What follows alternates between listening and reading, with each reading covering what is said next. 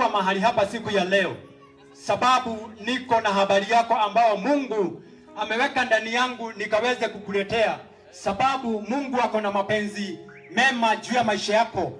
Vile maandiko inavyosema ya kwamba ninakuwaza mambo mazuri, sio mambo mabaya. Hivyo ndivyo anavyokuwaza mambo mazuri, ili ukaweze kufanikiwa maishani mwako, ukaweze kuishi maisha mazuri, na baadaye ukaweze kurithi ufalme wa milele.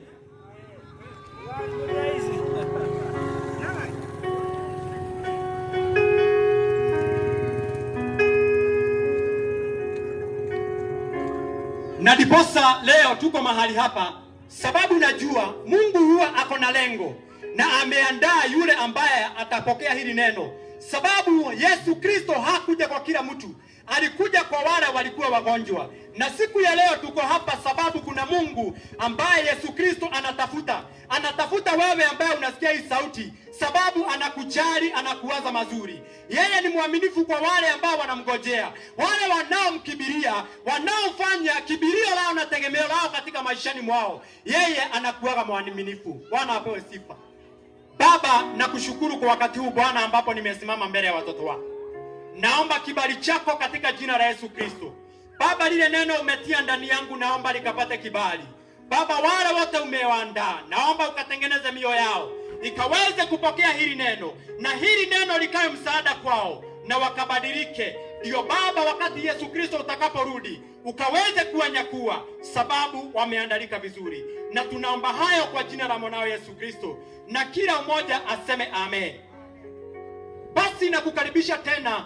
Mimi mwenye amesimama mbele yenu naitwa Joseph ama Mwinjilisti, na nimekuja sababu nimekuambia kuna habari nzuri ambayo nimekuletea, na hii habari ni ya yule ambaye ataipokea na ikawe msaada kwake na pia kwa jamii yake. Sababu wakati yule Msamaria alipopokea ujumbe mzuri, alienda kule vijijini akawapelekea habari mzuri na akawaambia John, ili mkaweze kukutana na yule ameniambia habari mzuri. Na siku ya leo ndio tukapata kielelezo kutoka neno la Bwana. Nataka tukaingie katika kitabu cha Mwanzo ama Genesis. Genesis ni sura ya 6 ama Genesis chapter 6 kuanzia mstari wa kwanza na kuteremka. Nitaenda nikirukaruka sababu ni habari mrefu na tunataka tukaweza kuielewa, ndio tukaweza kujua Mungu ananena nasi, anataka kutuambia nini, anataka tukafahamu gani, sababu anakuwaza mazuri.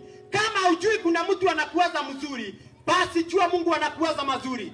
Sababu mwanadamu anaweza akakuacha wakati unaishi ukiwa mtajiri, ukiwa maskini, ukiwa na afya ama huna afya. Kuna mahali wanadamu anakufikishaga mwisho, lakini maandiko inasema ya kwamba Yesu atakuwa nawe hadi mwisho wa dahari, ambapo hata ukikufa mwisho wa kaburi, hapo ndipo wanadamu anakufikishanga. Lakini Mungu anaandamana nawe hadi mwisho na mpaka maisha ya milele.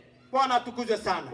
Katika kitabu ni cha Mwanzo sura ya 6 kuanzia mstari wa kwanza inasema hivi, tukiteremka: ikawa wanadamu walipoanza kuzidi usoni pa nchi, na wana wa kike walizaliwa kwao.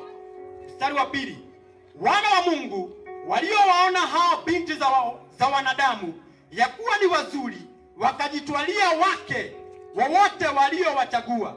Bwana akasema, roho yangu haitashindana na mwanadamu milele, kwa kuwa yeye naye ni nyama, basi siku zake zitakuwa miaka 120.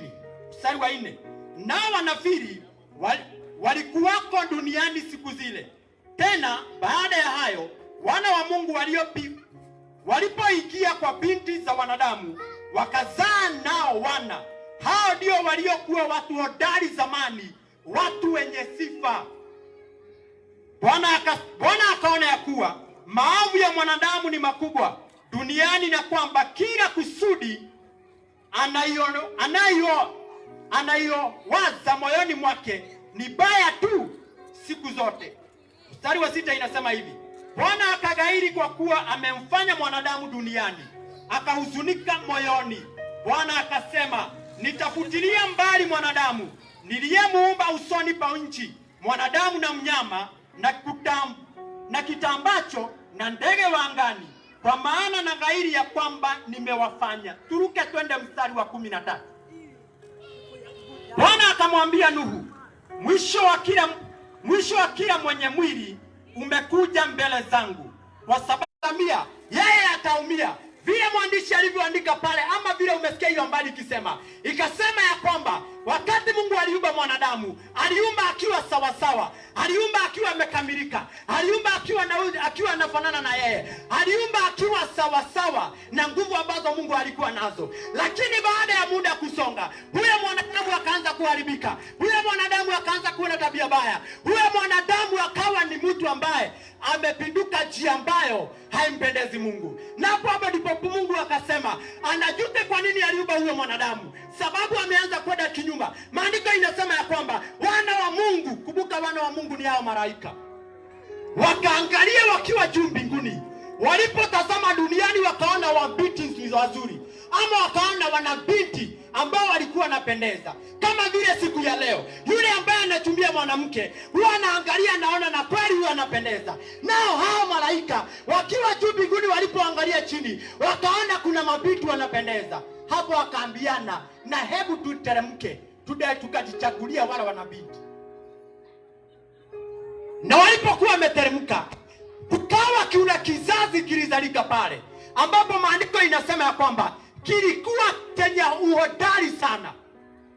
Siku ya leo kuna watu ambao wanafikiria katika ule akili zao, katika ile mawazo yao, katika yale maisha wanaishi, wanafikiria hayo maisha ndio yanatosha. Lakini maandiko inasema Mungu akajuta ni kwa nini alikuwa ameumba mwanadamu, sababu mwanadamu alikuwa ameharibika. Na maandiko inasema ya kwamba Mungu mwenyewe ni mtakatifu, Mungu mwenyewe anapenda usafi. Maana yeye anasema ya kwamba yeye ndiye anakuwa roho, na yeye ni ukweli, na anapenda mtu yoyote ambaye anatembea na ukweli, mtu yoyote ambaye ni mtiifu, mtu yoyote ambaye anasikiza sauti ya Bwana na kuifuata. Maandiko katika kitabu cha Yohana inasema ya kwamba pale sura ya 10 mstari wa 20 hapo na 7 inasema ya kwamba wale ambao ni wangu wanasikia sauti yangu, na wakisikia sauti yangu nikinena, hao huwa wananifuata. Lakini siku ya leo vile Bwana amenituma kwako, anasema ya kwamba amekuja kufanya mkutano na wewe, na mimi ananitumia kama Nuhu, ambapo maandiko inasema wakati ule ambapo Mungu aliangalia akaona dunia imeharibika, akaangalia duniani akaona kuna mtu mzuri ambaye alikuwa anaitwa Nuhu, ambaye alikuwa anaenda njia ambazo zinapendeza Mungu, njia ambazo zilikuwa zimekamilika. Akaona nitatumia huyu, na sababu alikuwa mzuri, Mungu akasema atamaliza dunia, lakini huyu na jamii yake sitamaliza. Inaweza kuwa wewe njia zile unaishi nazo ni njia ambazo zinapendeza Mungu, na akikuangalia atakuokoa pamoja na jamii yako. Mungu akasema nitaimaliza. Hapo ndipo akaambia Nuhu, natengeneza Sabina, na hiyo Sabina uijenge namna hii. Kuna vile Mungu alimuelezea vile atakavyoitengeneza hii. Wakati watakuwa amemweleza vile atafanya, kuwe na watu watabaki na pia wanyama. Na hapo tunaona dunia yote ikawa imemalizwa, sababu alitengeneza ile Sabina. Akaingia yeye, akaingia na watoto wake, akaingia na mke wake, na akaingia na wake wa wale vijana wake. Maandiko inasema ya kwamba wakati walikuwa Nuhu wakijenga ile Sabina, watu walikuwa naangalia, wanashindwa huyu mtu. Wewe angalia ile nyumba unajenga, ama wale huwa anajenga nyumba huwa inajengwa labda kama ni kubwa sana inaweza enda miezi 6 ama miezi 8, lakini Nuhu alijenga ile Sabina na miaka zaidi ya 75. Na unaangalia mwanadamu wa siku hizi miaka 75 amezeeka mpaka amekwisha kulingana na kile anakula. Sasa hapo tunaangalia, tunaona akijenga ile Sabina, wale walikuwa namwangalia wanamuuliza, je, hii yenye unajenga kweli kwa hakika unajua kile unafanya? Walikuwa naona yeye ni kama wazimu, ni kama hajui kile anafanya, ni kama hajajua maisha vile ilikuwa inataka. Lakini yeye alikuwa anajua, sababu alikuwa amesikia sauti ya Bwana, sababu Bwana alikuwa amesema hii dunia nitaimaliza pamoja na wale ndege wa angani. Chochote ambacho kinatembea katika duniani hata kimaliza. Maandiko inasema hivi, huo wakati ulipofika watu hawakuwa wanajua. Lakini kuna kitu moja nakuja kukuambia siku ya leo. Kunaweza Unaweza kuwa haujui, maana sijakuja kumaliza wakati wako na sijakuja kukaa hapa sana, sababu ujumbe wa Mungu haukuwagi mrefu. Siwezi ongea sana ndio ukaweza kusikia, lakini ujumbe wa Bwana, kuna vile Roho wa Mungu anasaidia mtu wa mwanadamu kuelewa ule ujumbe. Kuna jambo mwanadamu alikuwa nakosa wala wakati wa Nuhu, maana ile ni dunia ilikuwa wakati ule. Na sijakuja kukuambia sarakasi, nimekuja kukuambia habari ya ukweli ya kwamba kuna watu walikuwa wanaishi duniani miaka ya zamani kama vile unavyoishi. Walikuwa na wana, walikuwa na sherehekea kama vile unasherehekea siku ya leo. Lakini wengi hawajui ya kwamba kusherehekea Yesu Kristo inakurudisha katika ile njia ya Bwana, anakurudisha katika kuishi katika maisha ile ya Bwana. Lakini wengi kuliko kuishi yale, wao wanatafuta watu wa kufanya mambo ya usherati, ya kwamba duniani usherati ndio unatawala, ya kwamba hata wale wanasema wameokoka, zile njia ambazo wanaishi nacho, ambazo hizo njia hazimpendezi Mungu. Na ndiposa wale hawakuwa naelewa, walikuwa wanafanya yale mambo walikuwa wanafanya, kama vile tunaona watu wanavyofanya, ya kwamba wanafanya biashara kama siku ya leo, ya kwamba majumba yanajengwa, watu wananunua magari. Hata leo kuna watu wameteremka kwenye magari kwenye zinauzwa na wanaendea magari mpya. Lakini kuna kitu nimekuja kukuambia, maisha sio nyumba peke yake. Maisha sio kujenga gari, kununua gari peke yake. Maisha sio kuoa, maisha sio kutafuta mali. Lakini kuna maisha ingine ambayo maandiko inatuambia kwamba kama vile wale walivyoisha, hata hivyo ndivyo mwanadamu atakavyorudi. Sababu alikuwa amesema, nimekasirika na hao wanadamu wenye niumba. Na siku ya leo, yale maisha ambayo unaishi ni maisha ambayo haipendezi Mungu. Mungu ako na kilio na wewe, sababu akiangalia yule mwanadamu ameuba, zile njia ambazo anaishi nazo sio njia ambazo zinapendeza Mungu. Kwa hivyo nikatumwa nikwambia kwamba ukabadilisha njia zako, usiwe kama watu wale wajinga ambao walikuwa wakati wa Sabina ikijengwa. Sababu wakati ilikuwa inajengwa hawakuwa naelewa ya kwamba kuna gharika inakuja, na gharika ya leo, sababu hii Sabina inalinganishwa na Yesu Kristo, ya kwamba mwana wa Adamu anakuja. Nikakwambia kama miezi 2 iliisha, nikaona anga imefunguka wakati nilikuwa kwa nyumba yangu. Na wakati anga ilifunguka, nikaona mtu ametokea juu, akasema ya kwamba, alisema kwa Kiingereza, he is coming back, he is the light of the world, ya kwamba Yesu Kristo anarudi. Nimekuja kukuambia kwamba Yesu Kristo anarudi. Badilisha njia zako, usikuwe kama wale watu wajinga ambao hawakuwa wanajua kwamba kuna gharika inakuja. Sababu wakati gharika ilikuja, walidhani kama vile hata wewe unafadhani siku ya leo. Mvua ikikuja, watu wanakimbilia manyumba zao, wanatafuta mahali pa kujikinga, na wanajikinga. Mvua inaisha, inanyesha na inaisha.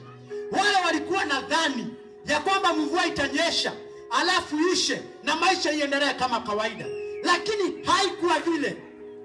Mvua ikanyesha, ikaanza.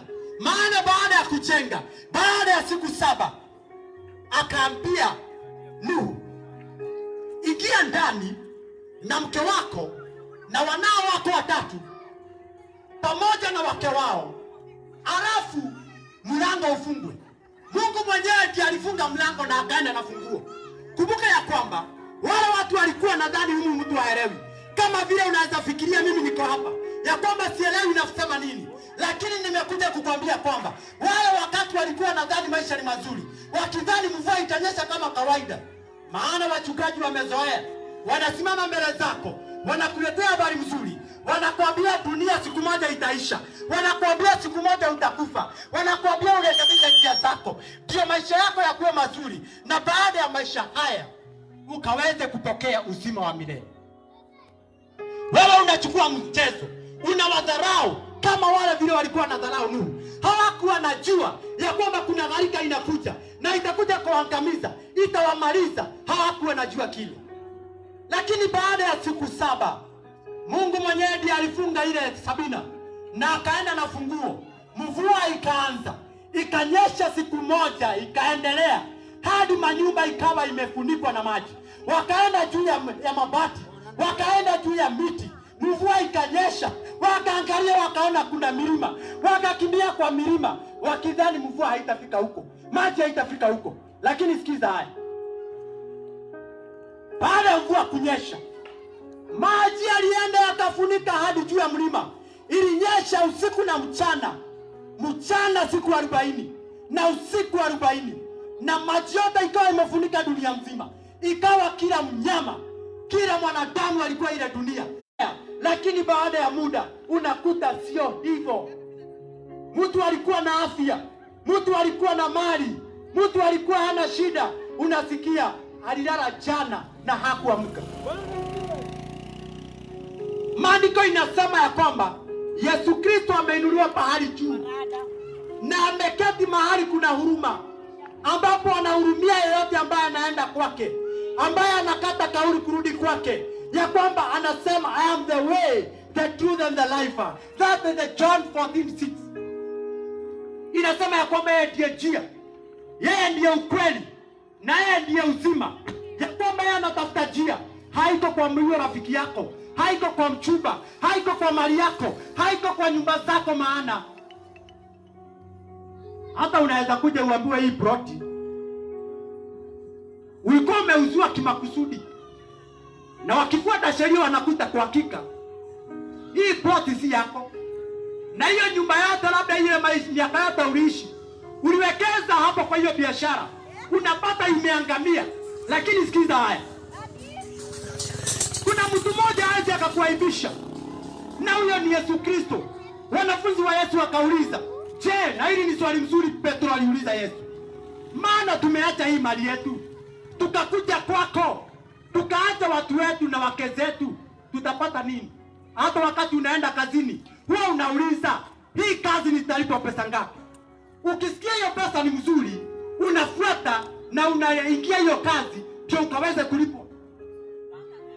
Na Yesu akawaambia, mtalipwa mara hapa duniani mara 100, na baadaye mkarithi ufalme wa uzima wa milele. Na wakaona hiyo inafaa.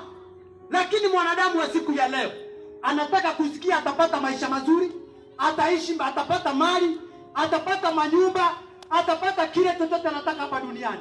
Kumbuka siku moja maandiko inasema hivi, kulikuwa na tajiri.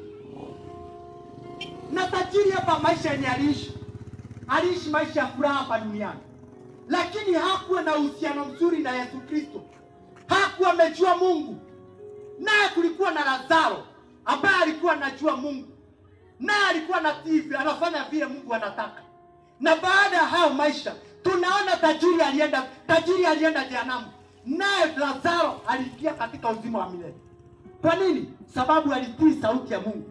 Na ndiposa nakwambia hii, wale watu wenye walikuwa hiyo miaka wakaangamia, hivyo ndivyo naye nimekuja kukwambia ya kwamba siku ya mwisho haiko mbali. Mwana wa Adamu hayuko mbali, anarudi kuchukua wale ambao wameandalika. Wewe jiulize, Yesu Kristo akirudi utaachwa ama utaenda katika uzima wa milele? Unaingia kanisani kama kawaida, lakini wale tunasikia wale wenye walikuwa ile wakati, maandiko inasema ya kwamba maovu ikawa imejaa ile duniani kama ilivyo siku ya leo, ya kwamba wanadamu wanaishi kwa dhambi, wanadamu wamekuwa sherati, wanadamu wamekuwa waongo, wanadamu wanauliza utakufia wapi ndio akaweze kuchukua mali yako.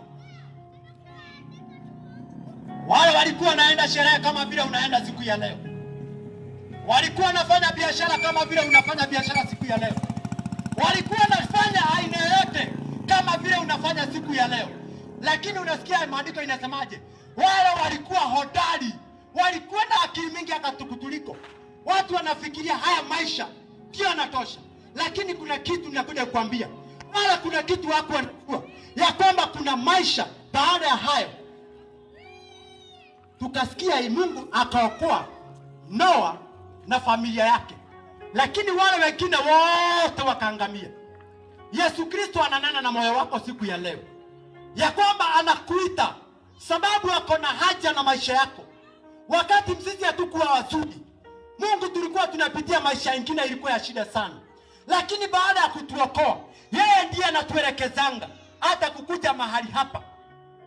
Yeye ndiye alinena na moyo akasema, nenda pale ukafikisha ujumbe ya kwamba watu wabadilike, watu watengeneze njia zao, watu waache ukora, watu waache ulevi. Maana maandiko inasema ya kwamba huko hakuna walevi, huko hakuna washerati, huko hakuna wezi, huko hakuna aina yote ya uovu. Na ndiposa tunasikia wote wakaangamizwa sababu ya maovu yale yalikuwa yamejaa duniani. Na huo wakati unafananishwa na siku ya leo. Maandiko inasema hivi, wacha nikuonyesha mfano mzuri. Maandiko inasema hivi, hii ni wale ambao wanaowaongoza, wale ambao wanaowaongoza. Sijakuja kutetea mtu hapa, lakini maandiko inasema hii ni wale wanaoongoza. Lakini siku ya leo wale wanaoongoza hao ndio wanapigwa zaidi.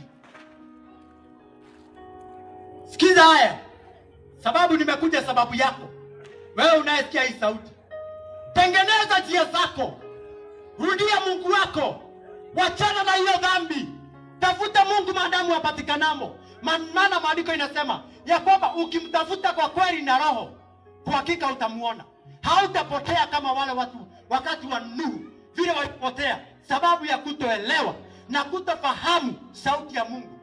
Maandiko inasema ya kwamba masauti ni mengi yananena, lakini wale wako na roho hao wataweza kufafanua, kuelewa sauti hii inatoka kwa Mungu ama inatoka kwa ule muovu. Sababu hata wale wenye ni waovu, maandiko inasema ya kwamba shetani atajifananisha, atakuja na sura ya nuru, atajifananisha yeye ni mzuri. Hata wale wanafanyaga deals, wale wanajua kufanya deals, watakwambia hapa kuna biashara mzuri, wekelea pesa zako hapa, zitazaa kwa wingi. Lakini baada ya muda unagundua ulikuwa unadanganywa. Sababu kuna watu wajanja, kuna watu wanafanya vile wanataka.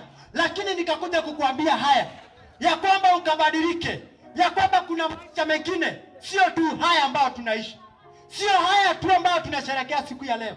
Na ndiposa Yesu Kristo, maandiko inasema katika kitabu cha Yohana 3:16 inasema ya kwamba Mungu akatoa mwana wake wa pekee akaja hapa duniani ili wewe mwenyewe ukaweze kuokolewa, ukaweze kurudisha uhusiano wako na Mungu. Sababu dhambi ndio inatenganisha mwanadamu, dhambi ndio inasababisha uhusiano wako na Mungu ukae mbali. Lakini ukirudia Mungu wako, uhusiano wako unaanza kurudi sabamba.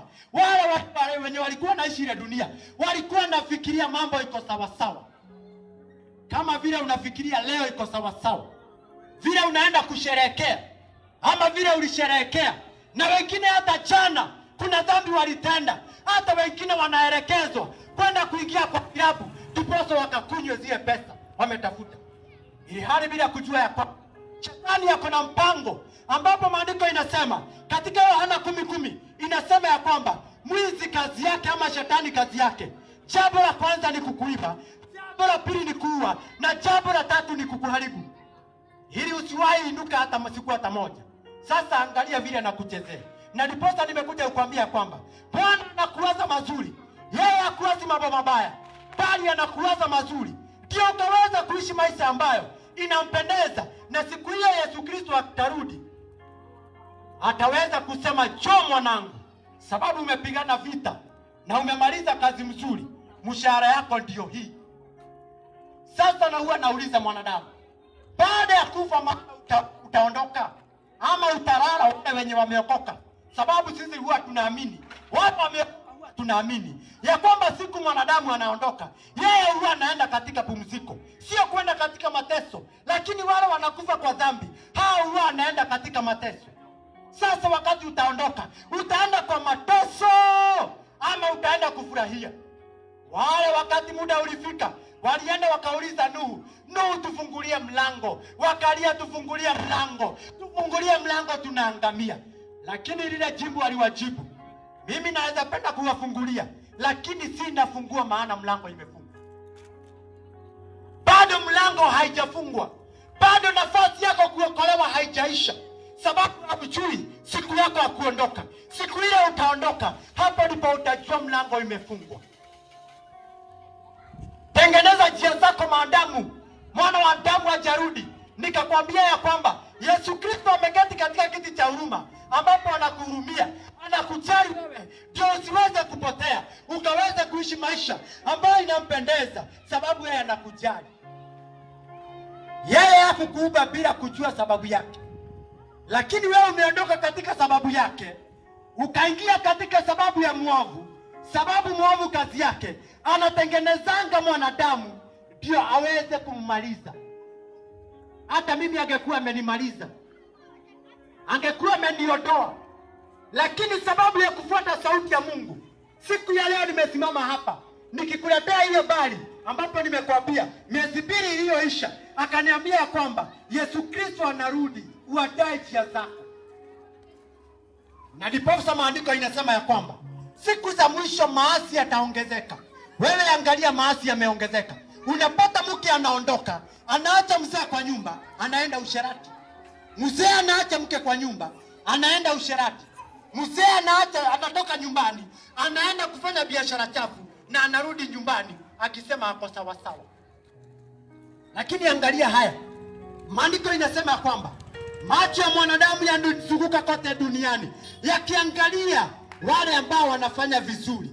Nakumbuka haya, nimekuja kukuambia haya, kila mwanadamu aliye hai anakuwa na malaika ambaye ananakili kile ambacho unawaza, kile ambacho unasema, kule unakoenda, sababu ataulizwa kile alikuwa ameambiwa afanye.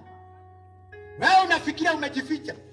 Siku moja nilikuwa nimeketi kwa nyumba, nilikuwa nafikiria niko peke yangu, lakini nikakuja kugundua ya kwamba unaweza dhani uko peke yako, lakini pahali popote uendako kuna watu wanakufuata. Kuna watu wa ufalme wa Mungu na kuna pia wa ufalme wa giza wanakutafuta, wakitafuta njia kukumaliza, wakitafuta njia ambayo watafanya wewe umepotea. Lakini angalia haya, Yesu Kristo akaja duniani ili ukaweze kuwa na uzima wa milele, ili usipotee bali ukakuwe na uzima wa milele. Wala kwa ile dunia ile ya Sabina, ile wakati wa Nuhu, wakaangamia sababu hawakuwa na ufahamu. Sasa wewe utakojea hiyo siku upotee, na maandiko inasema wengi wataibika ile siku. Waliodhani watakuwa mbele, hao ndio watakuwa mwisho. Unadhani uko mbele kwa yale mambo unafanya, ukakosa uhusiano wako na Mungu.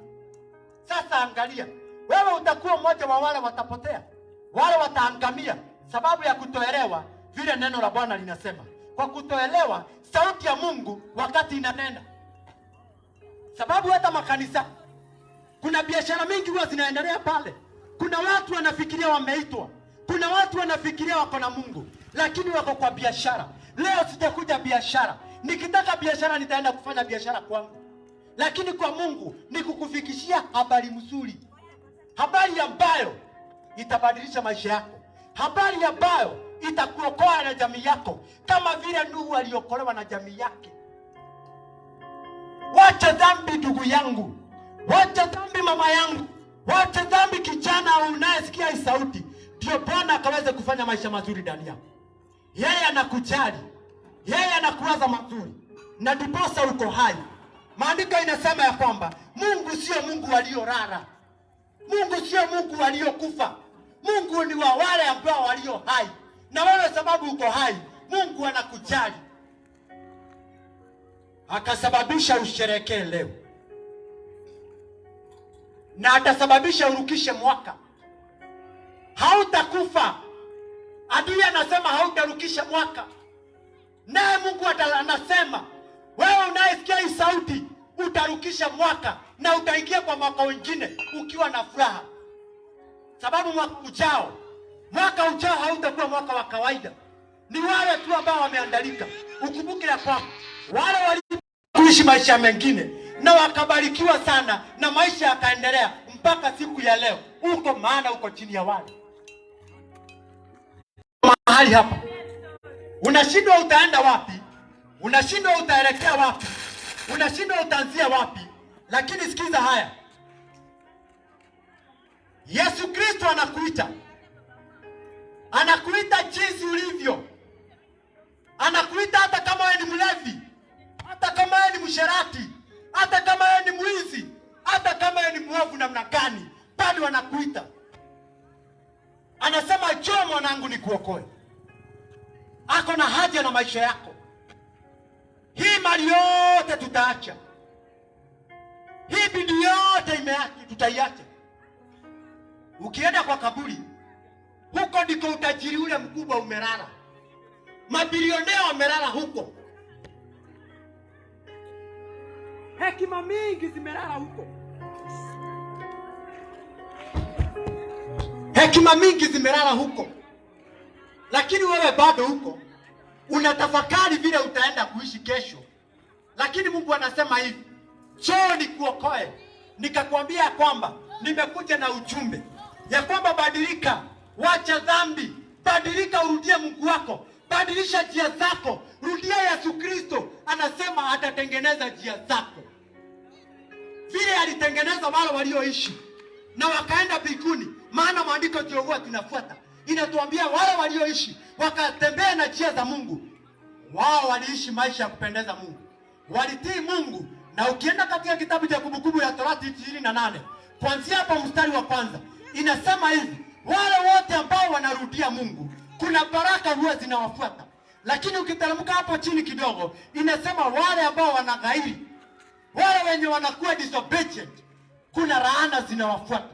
Na anasababisha hata jamii yake ikaibike, jamii yake ikataabike. Na ili usitaabike, ili usiaibike, Yesu Kristo anakuita, anakujali vile ulivyo. Sijali vile ulivyo, maana vile nimetumwa. Bwana Yesu ndiye anakuita, anasema njoo mwanangu nikuokoe, anasema njoo mwanangu nikusaidie, anasema njoo mwanangu nikuonyeshe njia, anasema njoo mwanangu nikupe uzima wa milele, na Roho wangu aingie ndani yako akutengeneze. Kama uko mahali pale, maana nikumaliza na maliza. Nimemaliza kile nilikuwa nimetumwa nilete hapa, ya kwamba uachane na dhambi, urudie Mungu wako mwenye alikuumba.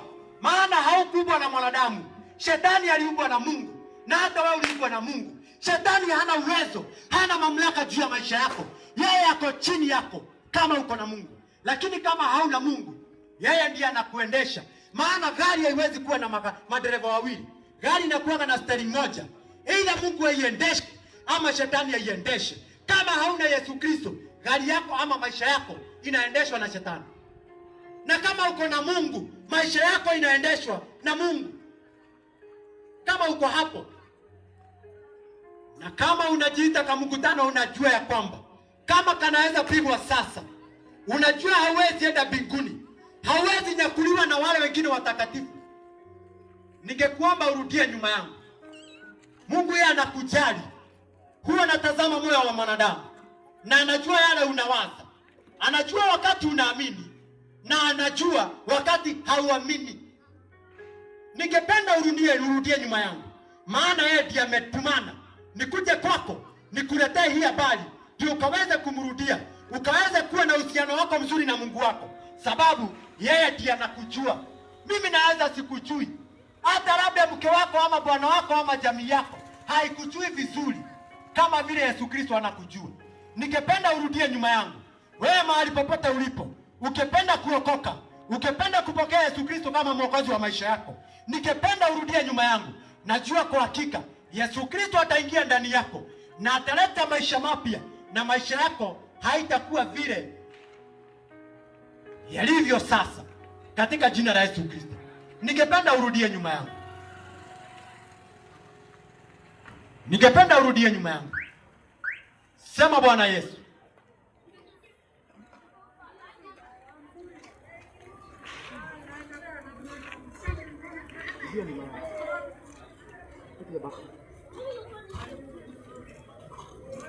ningependa urudie nyuma yangu, sababu katika hali ya kukiri na kinywa chako, yule yote atakayeamini na kukiri ya kwamba Yesu ni Bwana, yeye ataokolewa. Kama uko mahali hapo na ungependa kupokea Yesu Kristo kama mwokozi wa maisha yako, ningependa urudie nyuma yangu. Sema Bwana Yesu, sema Bwana Yesu, nimekuja mbele yako, nimetambua kwamba nimekuwa nikiishi kwa dhambi. Na wewe unayechunguza moyo wa mwanadamu, unajua ya kwamba wakati natenda mabaya na wakati natenda mazuri, lakini nikijiangalia mabaya ndiyo yamekithiri katika maishani mwangu. Bwana Yesu, ingia ndani yangu siku ya leo, kafute jina langu kwenye kitabu cha mauti na uandike jina langu kwenye kitabu cha uzima. Kwenye kitabu cha uzima. Hili ni jina langu. Ili jina langu. Wakati Yesu Kristo utarudi. Wakati Yesu Kristo utarudi. Jina langu liwe limeandikwa kwenye kitabu cha uzima. Jina langu liwe limeandikwa kwenye kitabu cha uzima. Na niwe katikati ya wale watakaoingia ndani. Niwe katikati ya wale watakaoingia ndani. Bwana nisaidie. Bwana nisaidie. Badilisha maisha yangu. Badilisha maisha yangu. Wewe mwenye umerudia nyuma yangu. Amen. Na umeamini ya kwamba Yesu ni Bwana. Na ukarudia nyuma yangu ukasema kwa hakika leo nimeokoka. Amini ya kwamba leo umeokoka. Na maisha yako haitakuwa vile tena. Kama umeamini na umerudia nyuma yangu na umekiri hivyo, wacha nikuombee. Baba yangu, nasema ni asante sababu hawa wenye wamerudia nyuma yangu wameamini ya kwamba wewe ni Bwana na umewapokea katika kitabu cha uzima katika jina la Yesu Kristo.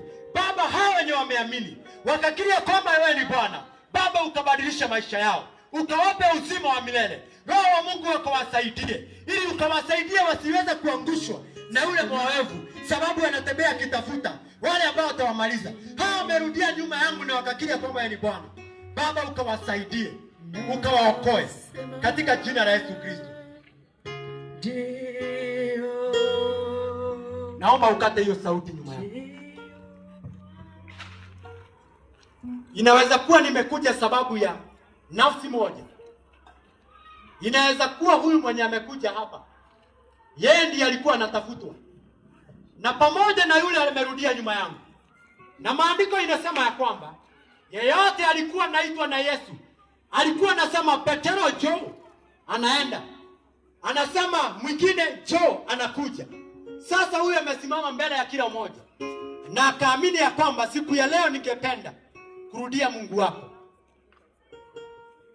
Huyu mwenye amekuja mbele yetu,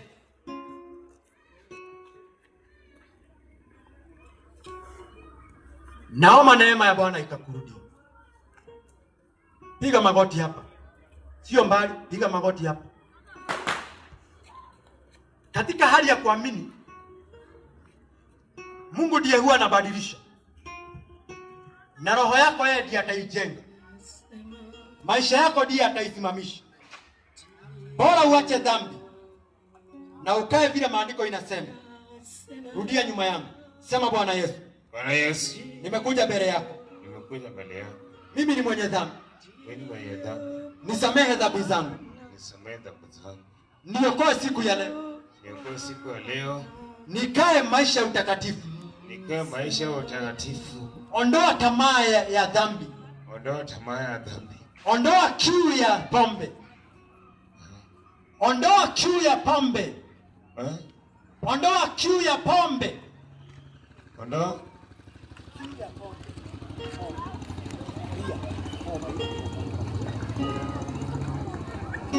Ondoa. Ondoa kiu ya pombe. Ondoa kiu ya pombe. Ondoa kiu ya pombe. Ondoa kiu ya pombe. Siku ya leo. Siku ya leo nikakurudia Bwana. Nikakurudia Baba. Naamini kwamba yeye ni Mungu. Mimi kama wewe ni Mungu. Na vile umetuma mtumishi wako. Vile umetuma mtumishi wako. Nimeamini ya kwamba wewe ni Bwana. Naamini kwamba wewe ni Bwana. Siku ya leo nimeokoka. Siku leo nimeokoka. Nimeokoka. Nimeokoka. Bwana nisaidie. Jehova Jire nisaidie. Wacha tumuombe. Baba, ni kwa huyu Bwana nimeokoka. Tumekuja mbele yako maana wewe ni Bwana. Huyu Bwana ukamsamehe makosa na dhambi. Roho wako akaingia ndani yake, akaweza kumsaidia kusimama. Tamaa yote ya dhambi Bwana ikaondoke. Tamaa ya kama kiu ya pombe ikaondoke. Katika jina la Yesu Kristo. Baba, huyu ukamsimamishe. Inaweza kuwa Bwana tulikuja sababu ya hii nafsi ya huyu mwanadamu. Baba ukaiokoe. Baba ukamsaidie. Maisha yote yakatakaoishi, Baba ukae msaada katika maishani mwake. Na ni katika jina la Yesu Kristo tunaomba na kuamini. Sema amen. Amen. Sema amen. Amen. Sema amen. Amen. Amuka sasa ukiwa mtu ameokolewa siku ya leo. Sema amina. Amen. Sema amina. Amina. Enda naye pale. Sasa vile siku ya leo imefika mwisho, siku moja hautaulizwa, hautasimama mbele ya Mungu na useme mtumishi akuja mbele zako akakwambia Yesu Kristo anarudi, ukaandaa njia zako, ukaache dhambi, ukaache hizo tabia mbaya, sababu Yesu Kristo anarudi. Ninapotamatisha, tengeneza njia zako, tengeneza njia zako, tengeneza njia zako, tengeneza njia zako, ewe mwanadamu. Na nimefika mwisho. Tubarikiwe sana.